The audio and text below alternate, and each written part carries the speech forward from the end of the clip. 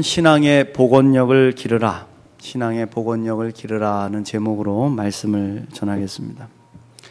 여러분, 우리가 좋아하는 격언 가운데 실패는 성공의 어머니라는 말이 있습니다. 실패는 성공의 어머니다. 우리가 흔히 말하는 것이죠. 실패를 통해서 배우면 더 성장해 갈 수 있다는 그런 의미입니다. 많은 사람들이 실패를 경험합니다. 그러나 성공하는 사람들은 실패를 대하는 태도가 다릅니다. 실패를 통해서 배우고 실패를 통해서 더 전진해 나아갑니다. 윈스턴 처칠이 이런 말을 했습니다. 성공은 끝이 아니고 실패는 치명상이 아니다. 중요한 것은 계속 나아가는 용기다. 이렇게 외쳤습니다. 여러분, 그렇습니다. 세상의 가치관도 실패는 끝이 아니며 우리를 더욱 성장시키고 성공시키는 디딤돌이라고 가르치고 있습니다. IBM의 설립자 톰 왓슨에게 어떻게 하면 성공을 할 수 있는가요? 성공 비결을 가르쳐 주세요. 이렇게 물었답니다. 그 질문에 대해서 그는 이렇게 대답을 합니다. 성공하고 싶다면 실패를 2배로 늘리십시오. 여러분, 그렇습니다. 성공한 사람들은 실패를 두려워하지 않습니다. 거꾸로 말하면 실패를 경험해 보지 않은 사람은 진정으로 성공하기 어렵다, 그렇게 말할 수 있습니다. 권투 선수 가운데 마이크 타이슨이라는 사람이 있습니다. 핵주먹이라는 별명을 가진 사람입니다. 프로로 데뷔해서 50번을 싸워가지고 44번을 KO로 이긴 사람입니다. 단지 6번을 졌는데 그 중에서도 2번은 무효 처리가 됐고 나머지 4번도 끝판에 뒷부분에 졌어요. 37연승의 KO 기록을 가진 사나이, 나가서 싸우면 무조건 KO로 이기는 핵주먹을 가진 챔피언입니다. 얼마나 잘 싸우는지 WBC, WBA, IBF 세계 통합 챔피언을 세계 최초로 최연소의 나이에 거머쥐었습니다. 그런데 승리만 하던 그가 1990년도 일본에서 열렸던 제임스 더글라스와의 싸움에서 첫 패배를 당하게 되죠. 그 후로부터 줄곧 내리막을 걷기 시작해. 그래서 홀리필드라는 사람과 싸우다가는 귀를 물어 뜯어가지고 핵 이빨 타이슨이라는 별명을 얻게 되죠. 그리고 방황하던 그는 죄를 범하고 감옥을 들락거리다가 파산해서 초라하게 선수 생활을 마무리하고 말았습니다. 저는 그의 모습을 보면서 너무 승리만 하는 것도 좋은 것은 아니구나, 그런 생각을 했습니다. 가끔씩 지기도 했으면, 그러면서 지속적으로 싸웠더라면 조금 더 오랫동안 선수 생활을 할 수 있었을 텐데, 실패를 모르고 승리만 하다 보니까 한 번 찾아온 패배에 너무 큰 충격을 받는 것이죠. 그렇습니다, 여러분. 실패를 딛고 일어선 경험이 있는 선수는 강합니다. 패배를 두려워하지 않습니다. 그러면 7.8기의 위대한 선수가 되는 것이죠. 우리 신앙인들은 어떤가요? 우리는 실패를 경험하면서 계속 성장해가고 전진하고 있습니까? 아니면 주저앉아서 울고 있습니까? 신앙생활을 해나가면서 우리가 겪는 성공이 있습니다. 바로 여리고성과 같은 전투, 그런 성공이죠. 하나님의 말씀이 달콤해서 꿀맛 같고, 기도가 시원시원하게 열리고, 봉사의 기쁨이 철철 넘치고, 만나는 사람마다 참사랑의 형제처럼 반응하는 찬란한 시절이 있습니다. 이상하게 하나님께서 기도 응답도 척척 해주시고, 여리고성 같은 어려운 문제들도 시원시원하게 해결되기도 합니다. 이보다 더 좋을 순 없다. 그렇게 행복한 신앙생활에 만족감을 느낍니다. 그러나 항상 그럴 수는 없습니다. 사실 우리가 경험하는 영적 승리 중 여리고성 전투와 같은 승리는 자주 있는 일이 아닙니다. 하나님의 특별한 은혜와 섭리가 임하는 일생일대의 경험이죠. 반대로 대부분의 우리 삶의 경험은 실패와 성공이 공존하는 경우입니다. 같이 있어요. 바로 아이성 전투와 같은 모습으로 우리에게 나타나는 것입니다. 이스라엘은 여리고성을 무너뜨리고 너무나 감격했습니다. 하나님의 은혜로 초롱성 같은 그 여리고성이 물 흐르듯이 무너지는 것을 보면서 얼마나 행복했는지 모릅니다. 봤냐? 이런 하나님이 우리의 하나님이시다. 나의 하나님이시다. 너희들 까불지 말아라. 그리고는 어떻게 됐습니까? 하나님의 명령을 가볍게 여기고 거역하게 됩니다. 하나님께서 여리고성의 모든 생명과 모든 물건은 다 진멸하고 온전히 하나님께 바치라고 명령을 내렸는데 아간이 욕심을 부려서 물건 일부를 도둑질을 하고 감춘 것이죠. 거기에 더해서 여리고성에 비하면 아이들 장난감 같은 아이성쯤이야 식은 죽 먹기라는 생각에 이스라엘이 교만해진 겁니다. 마치 자신들의 힘으로 여리고성을 넘어뜨린 것처럼 착각한 것입니다. 그래서 아이성 전투를 만만하게 준비한 것이죠. 여호수아서 7장 2절부터 보시면 여호수아가 여리고에서 사람을 베델 동쪽 베다웬 곁에 있는 아이로 보내며 그들에게 말하여 이르되 올라가서 그 땅을 정탐하라 하며 그 사람들이 올라가서 아이를 정탐하고 여호수아에게로 돌아와 그에게 이르되 백성을 다 올라가게 하지 말고 2-3천 명만 올라가서 아이를 치게 하소서. 그들은 소수이니 모든 백성을 그리로 보내어 수고롭게 하지 마소서 하므로 그랬습니다. 여러분 무슨 뜻입니까? 성이 너무 조그맣고 연약하니까 다 갈 필요가 없다 이겁니다. 한 3천 명만 보내가지고 싸워도 이길 것입니다. 이런 이야기죠. 결국 정탐꾼의 이야기를 듣고 여호수아는 3천 명 정도의 군대를 보냅니다. 그리고 대패하고 말았습니다.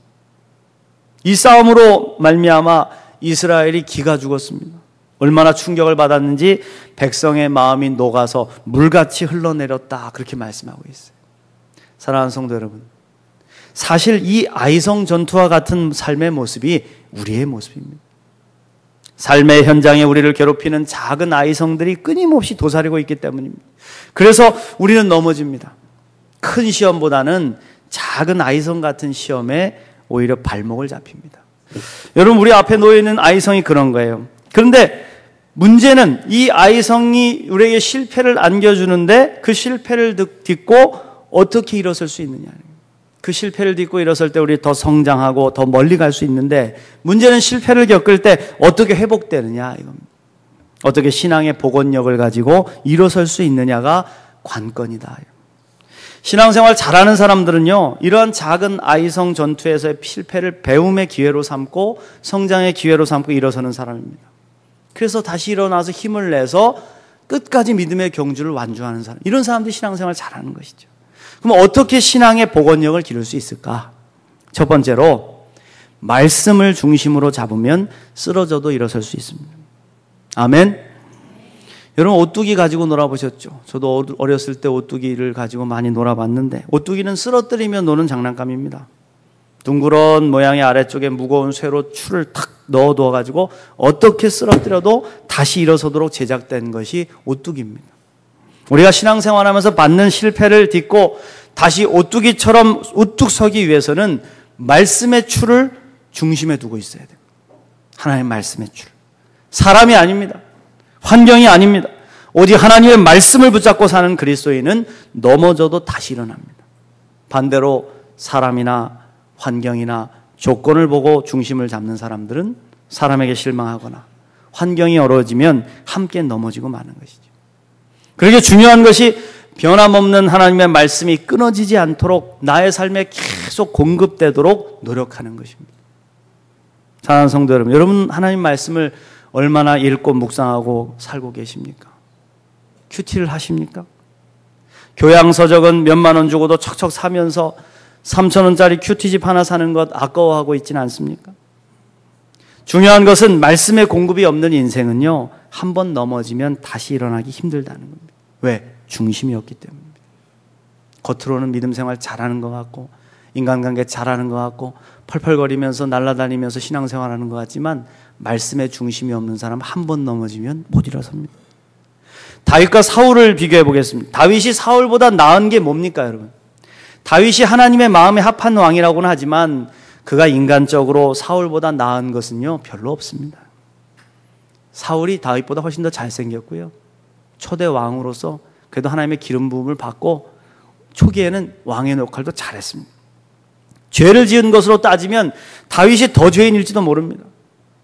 다윗은 가장 아끼는 충신 우리아의 아내를 범하기도 했고 이를 감추려고 우리아를 치열한 전쟁터로 보내서 죽게 만들었습니다. 아들 압살롬의 반란으로 인해서 자식이 죽는 모습도 봐야 됐습니다.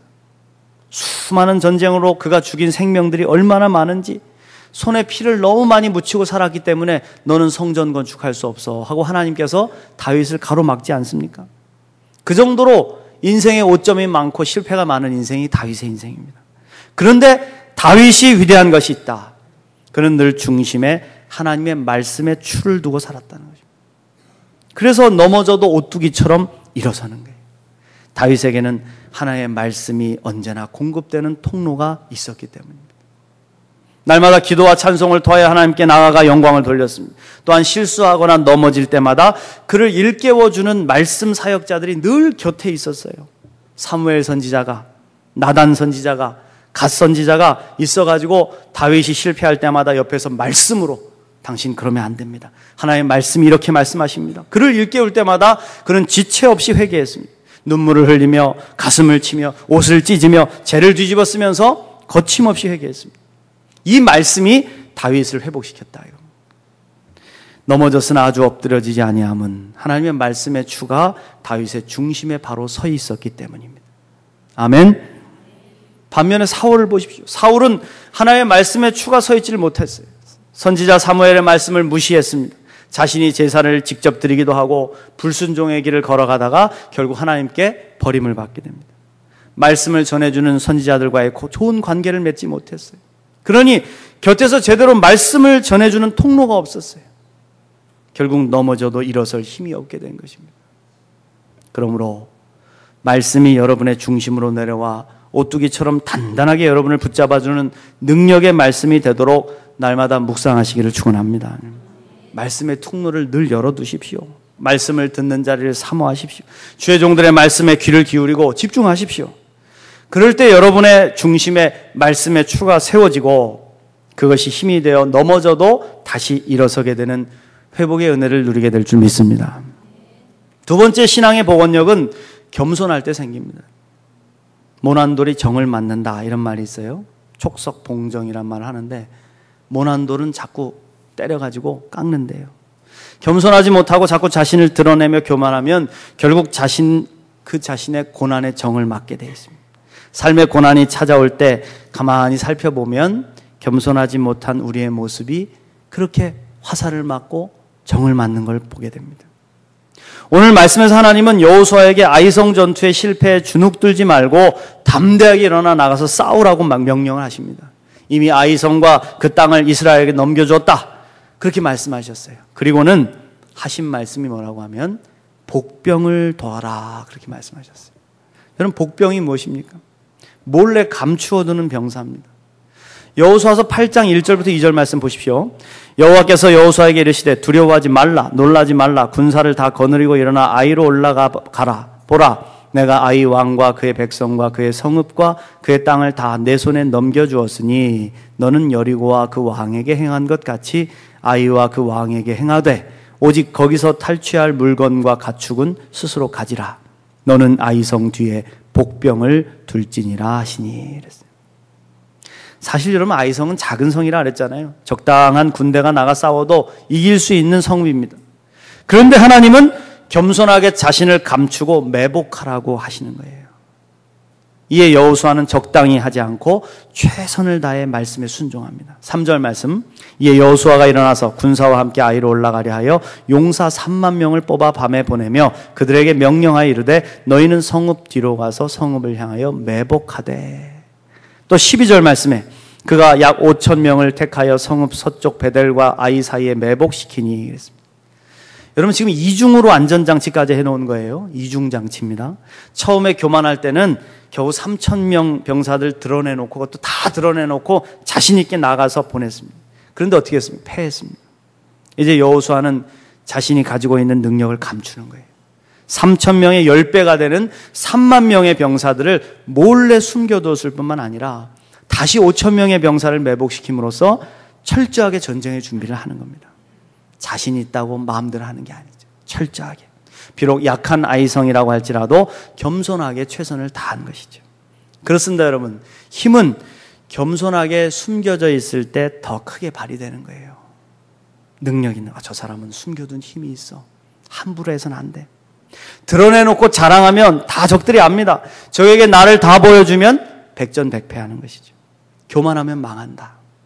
병법에서 말하는 최고의 전술은 적을 교만하게 하는 것이라 그런 말이 있지 않습니까? 교만하게 하는 거예요. 여호수아가 아이성 사람들에게 그렇게 했어요. 어떻게? 싸우다가 패하는 척하고 광야길로 도망을 친 겁니다. 그러니까 아이성 전체 백성들이 야 처음처럼 오늘도 이겼다. 저것들 오늘 나가서 끝장을 내버리자 하고 어떻게 했습니까? 다 나가버린 거예요. 그냥. 성문을 활짝 열어 제껴놓고 막 추격을 한 거예요. 그때 미리 숨겨두었던 복병들이 일어나서 아이성을 쳐서 함락시킨 것입니다. 할렐루야. 그렇습니다, 여러분. 신앙의 복원력을 기르기 위해서는 자신의 힘을 감추는 겸손함이 있어야 되고요, 적당하게 하지 않고 매사에 최선을 다하는 성실함이 있어야 된다.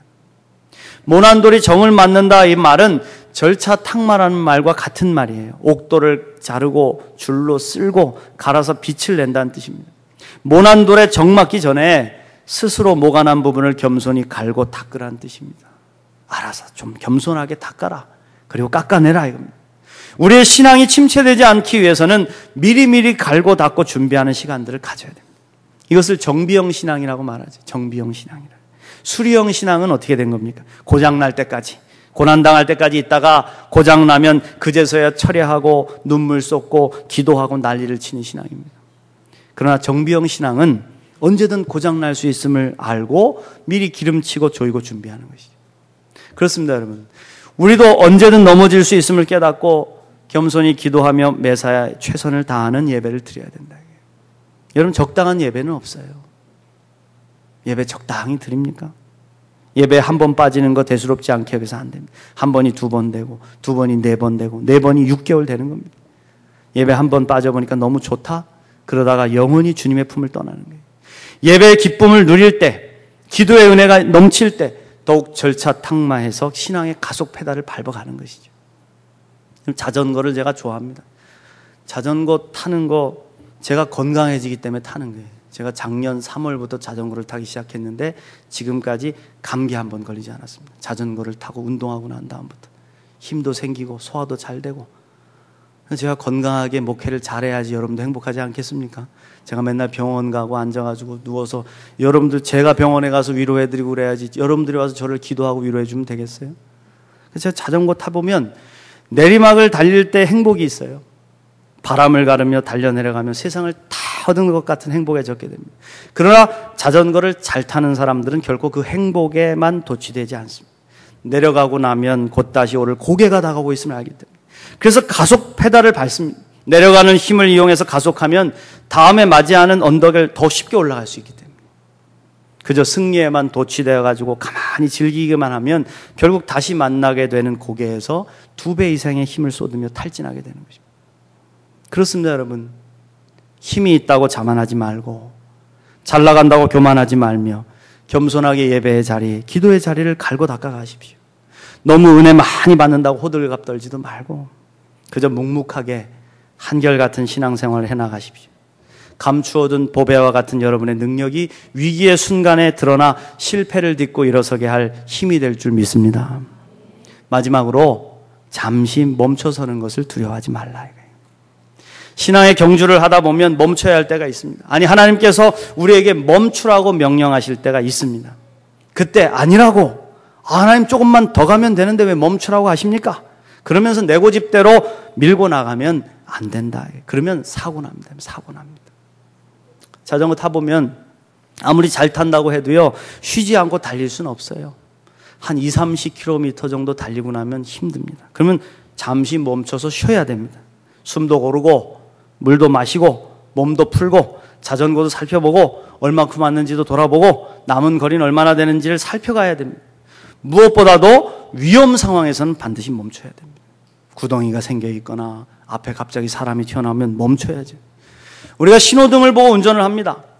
초록불과 빨간불 중에 어느 게 더 중요할까요? 물론 둘 다 중요합니다. 그러나 초록불이 들어와도 조금 늦게 출발한다고 큰 문제가 되지 않습니다.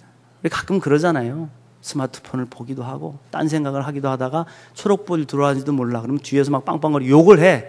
욕은 얻어먹을지 모르지만 뭐 안 간다고 여러분 그렇게 사고 나는 거 아닙니다. 그러나 반대로 빨간불은 다르다. 반드시 멈춰야 된대. 무시하고 그냥 달리면 자칫 대형 사고로 이어질 수가 있는 것이죠. 하나님의 말씀도 마찬가지입니다. 신앙에 유익을 끼치니까 많이 하라고 하는 초록불 말씀이 있어요. 이것들은 우리에게 축복을 주시기 위한 말씀입니다. 물론 다 지키지 못해도 크게 손해볼 건 없어요. 그냥 복을 조금 덜 받으면 되는 거예요. 그러나 하지 말라고 하시는 빨간불 말씀은 지켜야 됩니다. 말씀이 빨간불을 켜고 내 앞에서 경고하면 멈춰서야 된다 이겁니다. 아이성 전투에서 아간의 범죄가 바로 그런 겁니다. 죄를 범하자 하나님 이스라엘 백성들에게 빨간 경고등을 켜줬어요. 그리고 이스라엘은 패했습니다. 그때 경고의 말씀을 무시해버리고 계속해서 2차, 3차로 전쟁을 벌였다면 아마 10전 10패, 이스라엘은 망했을 겁니다. 근데 그들은 멈췄습니다. 멈춰섰어요. 그리고 자신을 돌아보는 겁니다. 무엇이 잘못된 것인지, 하나님 무엇이 잘못된 것입니까? 물었어요. 그리고 기도했습니다. 그리고 제비를 뽑아 아간의 범죄를 밝혀내지요. 마음이 아프고 힘든 상황이었지만 이스라엘은 범죄한 아간과 그의 집안을 악을 골짜기에서 처형합니다. 악을 공동체에서 도려내고 다시 하나님 앞에 온전한 믿음으로 섰습니다. 빨리 가는 것만이 좋은 게 아니죠. 바르게 가야 된다요. 그러기 위해서는 하나님께서 경고하실 때 멈춰서는 순종이 필요하다. 비록 조금 늦어져서 손해가 되는 것 같아도요, 지나고 나면 훨씬 유익이었음을 깨닫게 된다는 거예요. 할렐루야. 하나님이 가라고 해서 달려가는 건 누구나 할 줄 압니다. 고! 그러면 뭐 바람을 켜놓으면 막 쭉쭉 달려갑니다. 그러나 진정한 그리스도인들은 하나님이 멈추라고 할 때 멈출 줄 알아야 돼요. 믿음이 있으면 하나님을 의지하고 멈출 줄 안다. 그 훈련이 바로 여러분 주일 훈련이에요. 주일을 거룩하게 지키고 멈추는 훈련은 우리를 다시 소생케 하는 가장 근원적인 힘이 된다는 거예요. 안식하는 날, 주님의 날, 주일에 하나님 우리에게 멈추라고 명령하세요. 멈춰서라. 어디 한번 너를 보자. 네 신앙을 한번 점검해 보자. 너의 믿음의 눈을 한번 점검해 보자. 그리스도인은 그때 적극적으로 멈춰설 줄 아는 사람들입니다. 하나님을 믿기에 멈출 줄도 아는 것이죠. 그러면요, 여러분, 하나님이 오셔서 채워주시는 거예요. 더 먼 길을 갈 수 있도록 물도 주시고 식량도 공급해 주시고 방향도 제시해 주시고 기름칠도 해 주시는 겁니다. 그리고 다시 달리는 것이죠. 이걸 잘해야 우리 신앙인들이 회복력이 빠르고 지치지 않고 주님 나라까지 갈 수 있는 거예요. 사랑하는 성도 여러분, 신앙의 복원력을 기르십시오. 잘 달리다가 한순간에 퍼져가지고 그냥 주저앉지 마시고 끝까지 완주하십시오. 그러기 위해서 말씀의 중심추를 가지고 우뚝 서십시오. 겸손하게 자신을 감추고 매사에 성실함으로 삶을 점검하는 정비한 인생을 사십시오. 하나님 멈추라고 하실 때 멈춰섬으로 신앙을 회복해서 믿음으로 굳세게 달려나가는 저와 여러분이 되시기를 간절히 축원합니다.